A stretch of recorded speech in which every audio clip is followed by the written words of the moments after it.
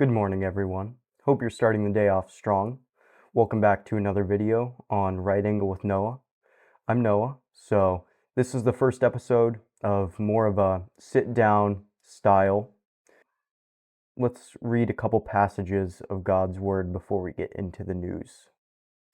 The first one we have here today is Proverbs 9, verse 10, which says, "The fear of the Lord is the beginning of wisdom, and the knowledge of the Holy One is insight." Another. Joshua 1:9. Have I not commanded you? Be strong and courageous. Do not be afraid. Do not be discouraged, for the Lord your God will be with you wherever you go. You know what? I think that last part, for the Lord your God will be with you wherever you go. I think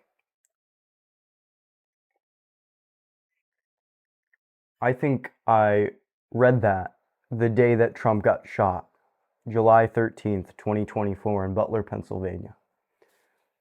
I read that verse and I knew Trump was protected by God on July 13th. How about one more? Proverbs 29:2.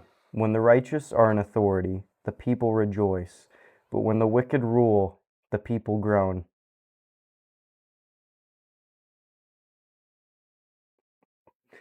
Sounds like Biden, doesn't it? Just a little bit. Anyways. So, with the news, starting off with an important topic. I'm sure it's old news to many of you, but I thought it was very important to cover in this first sit-down format since it was very tragic. So last Wednesday, there was a shooting at a Catholic school/church in Minneapolis. So 2 children were killed. One was 8 and the other one was 10. It's tragic. And then obviously the shooter, after inflicting all these casualties, then killed himself. So the shooter also injured 18 others. So it was really just tragic. So Robert Westman, was the shooter. He was transgender. He apparently had an obsession with killing kids and mass shootings, as we can see. So the FBI is classifying this as a anti-Catholic hate crime and as domestic terrorism. So what that'll do is the shooter's already dead, but what that'll do is if they figure out that the shooter is affiliated with any groups, like any left-wing groups or anything like that, then the FBI can actually go and investigate those groups. So that's the significance of that part of the story. But yeah, the things in his journals, the writings on the weapons, kill Donald Trump, was one of them. Another one was "Where is your God?" Terrible stuff. In other news, a little bit more of a lighter note, especially after that story. So Trump revoked Kamala Harris's Secret Service protection today. Now, the left, as you know, is going to freak out about this, say that Trump's putting her in threat of violence and all this kind of stuff. It's just nonsense because, when this is how the left works, right? So, and this is how it worked with deportations and Barack Obama. So Barack Obama was deporting like 2 times the amount of people as Trump is every day. And the liberals were completely fine with that. But now when Trump is deporting not even half as many migrants, the liberals are in disarray and they're screaming at Trump, calling him a fascist, family-splitting dictator, that's a threat to democracy. All these just horrible things. So the way that this has always worked when vice presidents left office, since Congress passed this law in 2008. So it happened when Joe Biden left office as vice president in 2017, and it happened also when Mike Pence left in 21. So the vice president always has gotten 6 months of Secret Service protection after they left office, then it got cut. So if you know what month it is, it's nearing September, which is the 9th month of the year, which means Kamala Harris has received 2 more months of Secret Service protection than she was obligated under law. Now, the reason that she was still receiving the protection until now is because Joe Biden, in January, he extended her protection till January of 26, which he did this for no credible threat. There was no credible threat, and he said that he did this because Kamala asked him to do it. So, really, Trump gave her 2 more months than she was obligated under law, and I think it should have been cut. Another big story. So, the Trump administration has canceled $4.9 billion in foreign aid funding through something called a pocket rescission. So, these funds were for development assistance, peacekeeping operations, and contributions to international organizations like the United Nations. So normally, if a president wants to cancel spending, he sends a request to Congress. But this happened in the last 45 days of the fiscal year, which ends on September 30th. So the money expires before Congress has to act. Which, it's a lot of political process, I know. And yeah. But, so Democrats and some squish Republicans, as I like to call them, they're screaming that, this is illegal and dangerous, all that kind of stuff. But Trump says it's to cut woke, wasteful, and weaponized international spending. And I agree. I agree with him. Because this is part of his America First plan. That was one of his main campaign goals, was he was going to be America First internationally. And he definitely has been, with Ukraine and ending the military arms and funding for them for a bit, and also cutting some of this international aid, because we could use that $4.9 billion for our own country, and we should be using that money for our country before we go and send it to, Africa or wherever else we are sending it to. So that is part of Trump's plan. That was what we voted him for in November. That was one of the things, was his America First policies. But, we'll see what happens in the courts.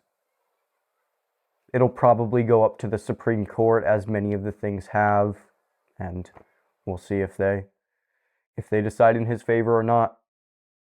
Over in Texas, Governor Greg Abbott signed a new redistricting map for the state's U.S. House districts. So the map is designed to flip 5 seats from Democrat to Republican in the midterms, which is next year.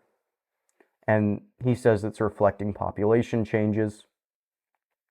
So some Texas Senate Democrats a couple weeks ago fled the state to other liberal states and, Soros-funded flights and everything like that. And it actually took civil arrest warrants and the FBI investigating and looking for them to return to the state and for a quorum to be held so that they could finally vote. It passed, and so now it's law.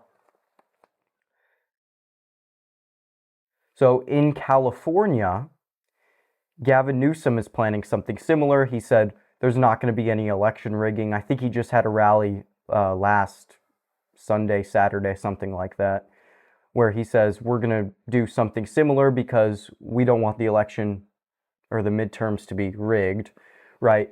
But the fact of the matter is that California is already gerrymandered. It's gerrymandered beyond recognition. So the stats are, out of 52 districts in California, only 9 are held by a Republican office holder. We're talking about the U.S. House in California. So Republicans normally win 40% of the popular vote in that state. And the Republicans only control, what, 7, 8, 9% of the representative seats in California? It's absurd. And they're somehow going to gerrymander it even more than that. Doesn't make any sense, right? But, it's Gavin Newsom, it's California, it's the Democrats, so they'll find a way. So even if we did win all the seats that we want to win and everything goes well for us, there's still a good chance that we'll lose the majority in the midterms because we lost, 41 seats in 2018. It really does come down to how Trump does, because that goes down the ballot. Now let's shift to the Trump administration. Last week, Trump signed an executive order directing the Department of Justice to prosecute those who burn the American flag. The liberals won't stop screaming. They say it's a First Amendment right. It's protected by free speech. So, and that's what the Supreme Court has said since the 90s. They've said it's a constitutional right under the First Amendment to burn an American flag, which is absurd. It's absurd, right? But those same liberals weren't in the streets protesting when in 2006, then Senator Hillary Clinton wanted to pass a bill in Congress that says that burning the American flag is illegal. Here's the clip right here. I hope, Mr. President, that we can pass a law that criminalizes flag burning and desecration. This is crazy to me, So you can't burn pride flags, BLM flags, or any kind of other liberal flag, but you can burn the American flag. Makes sense, doesn't it? In our culture and in this country right now, that makes sense. It's crazy. It's crazy. Now on to another part of the Trump administration, tariffs. So the Federal Appeals Court ruled that most of Trump's tariffs are illegal, specifically the ones where he used authority under the International Emergency Economic Powers Act, which is the majority of the tariffs. The court said he couldn't unilaterally impose tariffs without explicit congressional authorization. So now it's going to go to the Supreme Court in October, or by October they have to make a decision. So the tariffs will continue to be in place until it reaches the Supreme Court and they make their final decision. So the tariffs, that will still be in full effect without, court hearings or anything like that, are the ones under national security interests. So like with steel, aluminum, automobiles, etc. So Trump called this ruling, quote, a total disaster for our country, which I do happen to agree with him on. So tariffs are very strategic for our country. They're very important. And no matter how much the liberals say, they make the prices go up for everything, it helps weaken other countries, and they're important for making sure that our adversaries are not stronger than we are. The final bit of news for the day is the Making Federal Architecture Beautiful Again executive order was signed by Trump. So this EO directs all new federal buildings to adopt classical architectural styles. The specific designs include Greek or Roman-inspired classical architecture. This is obviously a good idea. So, I don't know about you, but I don't really like the modern boring buildings. They're just that. They're modern and boring. You know, it's sort of the same thing that Cracker Barrel did with their new restaurants inside. Now, they used to look like these nice, country restaurants, and now they look like sterile hospital lunchrooms. It's terrible. It's so ugly, and it's obnoxious, and we need some beauty back in our country. Remember how Trump said we need to make America beautiful again? That's what he's doing with this executive order. That's all the news for today.